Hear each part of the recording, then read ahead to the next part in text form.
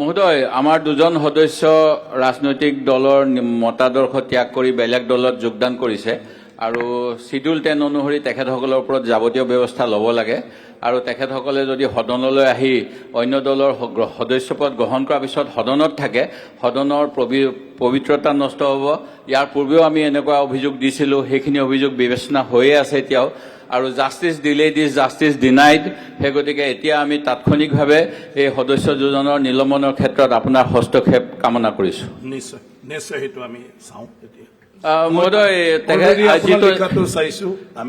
মহোদয়, তেখেতসকলৰ থকালৈকে সদনৰ কাৰ্যসূচী বেলেগ দলৰ সদস্য বেলেগ দলৰ পৰা জয়লাভ কৰি অহাৰ পিছত বেলেগ দলত অংশগ্ৰহণ কৰিলে সদনৰ পবিত্ৰতা নাথাকিব। সেই গতিকে সদনৰ পবিত্ৰতা ৰক্ষা কৰাৰ খাতিৰত তেখেতসকলক আপুনি যি ব্যৱস্থা লয় সাময়িকভাৱে সদনৰ ভিতৰৰ পৰা বাহিৰ কৰিবলৈ অনুৰোধ জনাইছোঁ, দাবী জনাইছোঁ। মানে আপোনালোকৰ কথাটো মই শুনিলোঁ, গতিকে ডেফিনেটলি ইয়াৰ ওপৰত এজ পাৰ ৰুল ইয়াৰ বিহিত ব্যৱস্থা হ'বই। কিন্তু কথাটো হ'ল কি, এতিয়াও আমি মিডিয়াত পাইছোঁ, ক'ৰবাত পাইছোঁ বা আপোনালোকেও সেইটো দিছে, এতিয়া লিখি দিছে, এটা ফৰ্মেলিটিছ আছে। তো মই ভাৰ্বেলি লগে লগে কোনোবা কোৱাৰ লগে লগে ইয়াৰ আগৰ 5টা কেছ আছে, সেইকেইটাও ছাৰ ডিছপ'জেল হোৱাই নাই, কোনো জাজমেণ্ট নাহিলে, কিয় ইমান দিন পেণ্ডিং আছে মহোদয়? সেই গতিকে জাষ্টিছ ডিলেড ইজ, পুনৰবাৰ কওঁ, জাষ্টিছ ডিনাইড। সেই গতিকে সদনৰ অন্তিম মুহূৰ্তলৈকে যদি এই শিডিউল 10ৰ আমি প্ৰয়োগ নকৰোঁ, তেতিয়াহ'লে এনেকুৱা আইন থকাৰ কোনো মানে নহ'ব ছাৰ। আজি আমি 4 বছৰ ধৰি 5জন সদস্য, বসন্ত দাস, কমলাক্ষ দে পুৰকায়স্থ, শশীকান্ত দাস আৰু ছিদ্দিক আহমেদ আৰু চেয়াৰমান আলী আহমেদৰ বিৰুদ্ধে আপোনাক অভিযোগ প্ৰমাণসহ দিলোঁ। সেইখিনিৰ ভিতৰত একো সিদ্ধান্তই লোৱা নহ'ল। যি সময়ত মহাৰাষ্ট্ৰ স্পীকাৰৰ ক্ষেত্ৰত, মণিপুৰৰ স্পীকাৰৰ ক্ষেত্ৰত সুপ্ৰিম কোৰ্টে এটা নিৰ্দিষ্ট সময়ৰ ভিতৰত ডিছপ'জ কৰিবলৈ কৈছিল। 5 বছৰ সময় যথেষ্ট বুলি ভাবোঁ মহোদয়, যিহেতু সদন মাত্ৰ বছৰেকত 20-25 দিনহে আমি অনুষ্ঠিত কৰোঁ। সেই গতিকে বাকী সময়ছোৱাৰ ক্ষেত্ৰত যিহেতু নহ'ল, সেই গতিকে আমি পুনৰবাৰ এই সদনৰ অন্তিম সময়ত যাতে এনেকুৱা দল বিৰোধী কাৰ্য কৰা লোকসকল আমাৰ লগত নাথাকে, তাৰ বাবে আপোনাক অনুৰোধ আৰু দাবী জনাইছোঁ। ঠিক আছে, সন্মানীয় সদন। চ' ইয়াতো মই চব কথা মানে ক'ব নোৱাৰোঁ, ক'ব নাপায়, আমাৰ মাজত আৰ্গুমেণ্ট হ'বও নাপায়। এটা কৰ্ডৰ কথা, কৰ্ডৰটো চলি আছে, কৰ্ডৰ ওপৰত যি আছে, মই মোৰ তৰফৰ পৰা মই সংবিধানে যিখিনি কৰ্তৃত্ব প্ৰদান কৰিছে সেইমতে কৰি আছে। আৰু যিটো অভিযোগ, মানে সেই অভিযোগৰ ওপৰত চিধাকৈ যিটো একশ্যন বিচাৰিছে, এইটো একশ্যন ল'ব পৰা কোনো ফাইণ্ডিংছটো মানে হোৱা নাই। এটা কথাটো হ'ল, মই আজি দলীয় নেতা চব আছে, ৰুলিং পাৰ্টিৰ পৰা আৰম্ভ কৰি মই অনুৰোধ কৰোঁ, নিজৰ দলীয় সদস্যসকলৰ ওপৰত মানে তেওঁলোকৰ এক্টিভিটিৰ ওপৰত ফাইনেল সিদ্ধান্তটো দলে ল'লেও ভাল।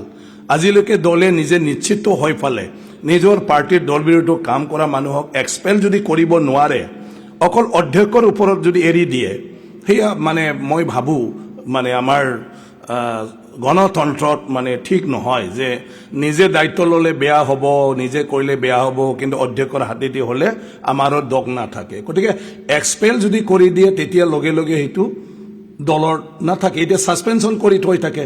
ফাইনেল সিদ্ধান্ত আপোনালোকেও ল'ব পৰা নাই নিজৰ নিজৰ সদস্যসকলক।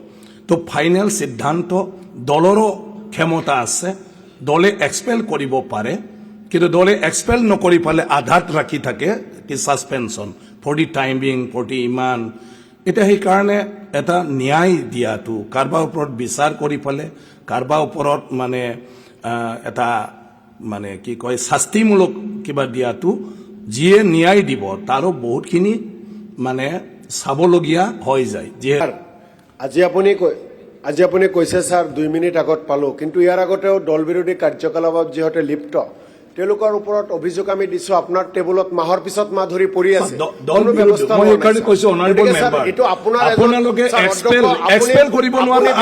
গাৰ্জেন হিচাপে আপোনাৰ যিটো দায়িত্ব, আমি বিধায়িনী আমাৰ দলৰ পৰা বিধায়িনী দলৰ পৰা দল বিৰোধী কাৰ্যকলাপত আপোনাৰ ওচৰত তাত আপোনাৰ ভূমিকা আপোনালোকে নিজৰ দলৰ সন্তুষ্ট নহয়। আপনি মাহৰ পিছত Please, আপনি no, পেলাই থৈছে no. আপনি কোনো সিদ্ধান্ত মই দিয়া নাই এনচাৰ স্যাৰ দিবলগীয়া একো নাই মাহৰ পিছত মাহৰ লগত কোনো কথা নাই যিটো স্যার বিষয়ত একশনটো আমি আপুনি চাই এতিয়াই লওক স্যার এতিয়া আপুনি মই কেনেকৈ ল'ব পাৰো মইতো চাব লাগিব সঁচা মিছা এতিয়া আপোনালোকে স্পৰ্টত আছিল যদি তেতিয়া কিয় ব্যৱস্থা নললে মইতো নাজানো মিডিয়াতে দেখিছো এতিয়া যেতিয়া মিডিয়া জইন আপুনি কৰিছে স্যাৰ আপনি আপোনালোকৰ যাৰা লগত ভিডিও অভিযোগ দেখিছে আছে।